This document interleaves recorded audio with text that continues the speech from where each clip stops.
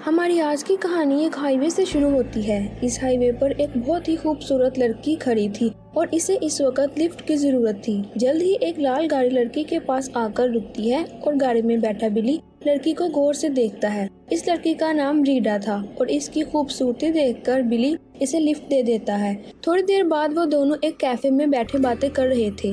रेडा की बातें और इसकी खूबसूरती देखकर बिली पूरी तरह इस पर लट्टू हो गया था। इसी दौरान एक पुलिस वाला बिली की गाड़ी के पास आकर रुकता है, जिसे देखकर अंदर बैठा बिली परेशान हो गया था। वो वॉशरूम का बहाना बनाकर वहां से गायब हो जाता है और इसी वक्त पुलिस वाला कैफे में दाखिल होता है। वो सीधा रेडी के पास आकर पूछता है कि वो गाड़ी आपकी है क्या, लेकिन जवाब में रेडा इस पर वार करके इसकी गन छीन लेती है और पुलिस वाले को बेहोश कर देती है और खुद को बचाने के लिए कैफे वाले बंदों को भी मार देती है। गोलियों की आवाज़ सुनकर बिली भागता हुआ आता है। रेडा इसे कहती है कि मुझे पता है तुम चोर हो, अब जल्दी जल्दी लॉकर से पैसा इकट्ठा करो। इसकी बात मानकर बिली पैसा चुरा लेता है और चोरी की लाल गाड़ी को छोड़कर दूसरी गाड़ी चुराकर वहां से भाग जाते हैं। कुछ देर बाद रेडा बिली के साथ इसके घर में थी। रेडा काफी देर से बिली पर नजर रख रही थी और इसे पता था कि बिली नशा करने के लिए गाड़ियां चुराता है। वो एक प्लान करके बिली के पास आई थी ताकि इससे मनचाहा काम करवा सके। रेडा एक क्रिमिनल लड़की थी और वो पैसों के लिए किसी भी तरह का काम कर सकती थी।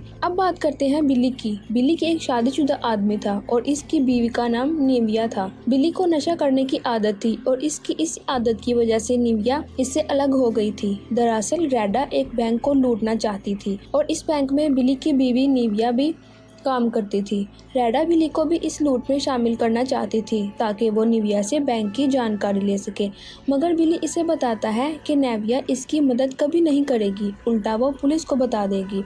अब क्योंकि रेडा ने बिली को लूट के बारे में सब कुछ बता दिया था, इसीलिए वो इसके साथ ही बैंक लूटने का फैसला करती है। अगले ही दिन रेडा और बिली बैंक लूटने आते हैं। दोनों के हाथों में गन्स थी, जिन्हें देखकर सभी लोग डर गए थे।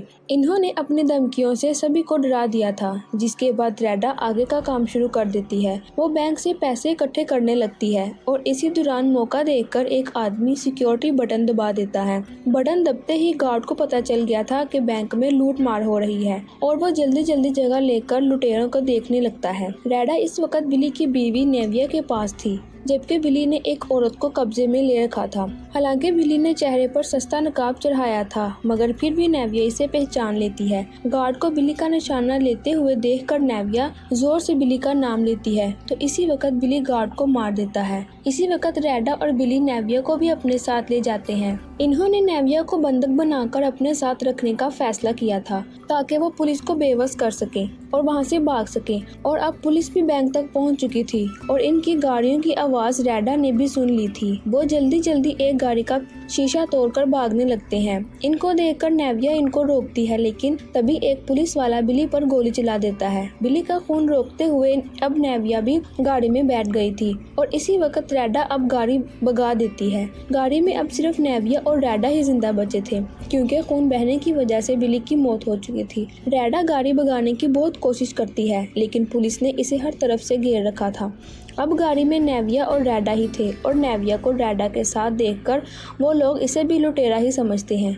आखिर में गाड़ी दूसरी गाड़ी से टकराती है और पुलिस बेहोश रेडा और नेविया को पकड़ लेती है। अब कहानी एक जेल से शुरू होती है और ये जेल सिर्फ लड़कियों की थी, जिसमें बदमाश औरत शीला का दबदबा था। 6 फीट लंबी शीला बिल्कुल मर्दों जैसी दिखती थी और वो कैदी लड़कियों से हफ्ता भी लेती थी, और जो लड़की इसको हफ्ता देने से मना कर देती थी, शीला इसे बेरहमी से पीटती थी।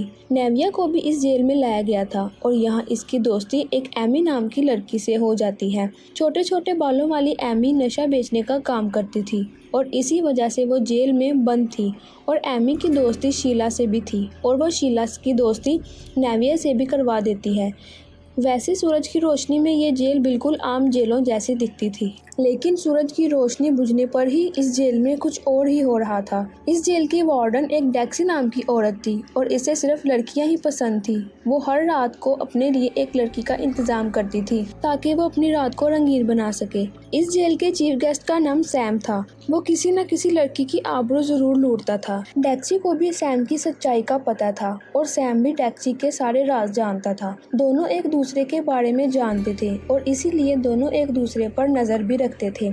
जेल में एक और बहुत गंदी चीज़ चल रही थी और इस चीज़ का नाम था रंग-भेद। गोरे रंग की लड़कियां अलग रंग के कपड़े पहनती थी और सांवले रंग की लड़कियां अलग रंग के कपड़े पहनती थी। जेल में अक्सर रंग भेद की वजह से लड़ाई होती रहती थी और डेक्सी ही इस लड़ाई को रोकती थी। कुछ महीनों बाद जेल में एक और लड़की आती है। वो आते ही किसी को ढूंढने लग जाती है। इसकी नज़र जैसे ही नेविया पर पड़ती है तो वो सीधा इसके हाथ पर वार कर देती है। ये नई कैदी रैडा थी और अगर इसे शीला न रोकती तो वो यकीनन इसे मार देती। रैडा पहले किसी और जेल में थी और इसे आज ही यहाँ शिफ्ट किया गया था।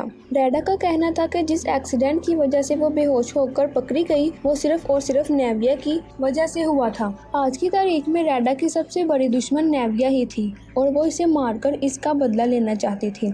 वैसे बॉडी दुनिया की तरह इस जेल में भी किसी की जान महफूज नहीं थी। जो भी लड़की शीला को हफ्ता देने से इनकार करती थी तो शीला इसे मार देती थी। एक दिन डेक्सी रैडा को अपने ऑफिस में बुलाकर कहती है, शीला आए दिन किसी न किसी लड़की को पकड़ लेती है।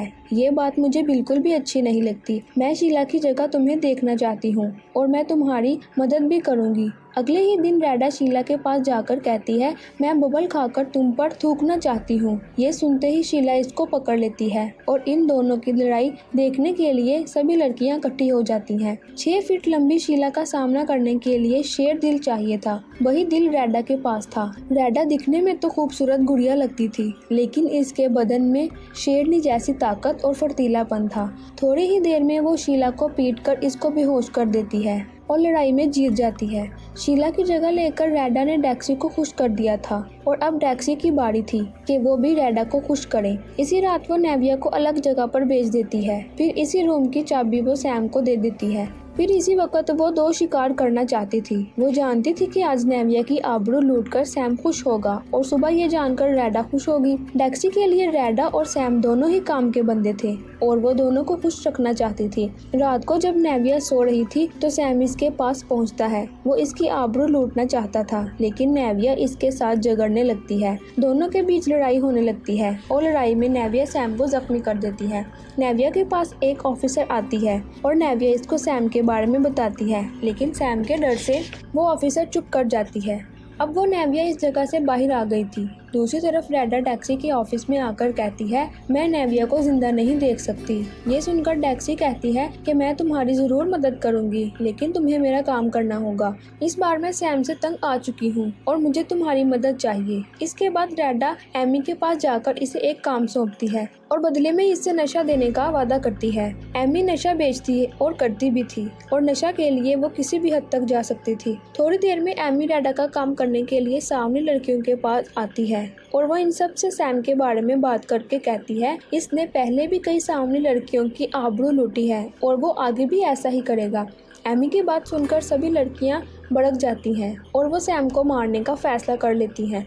इसके बाद एमी रैडा के पास जाकर इससे नशा मांगती है, लेकिन धोखेबाज रैडा इसे नशा के बदले में मौत दे देती है। इसी रात जैसे ही सामने लड़कियों की नज़र सैम के ऊपर पड़ती है, वो इसे मारने के लिए दौड़ने लगती हैं। हालांकि सैम भागने की और अपनी जान बचाने की काफ़ी कोशिश करता है, लेकिन लड़कियां इसे मार देती हैं। सैम की मौत के बाद पूरी जेल में भागदौड़ मच गई थी। इसे रोकने के लिए जेल की पुलिस पूरी ताकत लगा देती है।